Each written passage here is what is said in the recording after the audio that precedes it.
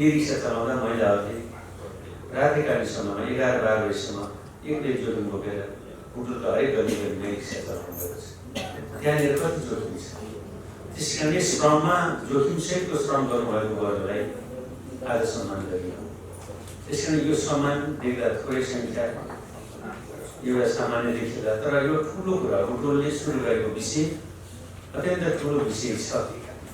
देशभरिमा अरू कृषि क्षेत्रको श्रममा, पशुपालनको क्षेत्रको श्रममा र अरू सिपमा जोड्न धेरै जरुरी छ र जबसम्म श्रम गर्नेलाई सम्मान गर्न सकिँदैन अरू कुराले त्यहाँ देश गर्न सक्दैन। संसारका हरेक मुलुक हेर्दा गरी खानेहरूलाई, श्रम गर्नेहरूलाई सम्मान जहाँ गरिएको छ त्यहाँ देश बढेको छ। त्यस कारणले भोलि यी दिवस त्यसको पूर्व सन्ध्यामा आज हामीले श्रम गर्नेहरूलाई सम्मान गरेर मजदुर दिवस यी श्रमको सम्मान गरेर मनाउन सुरु गरेका छौँ।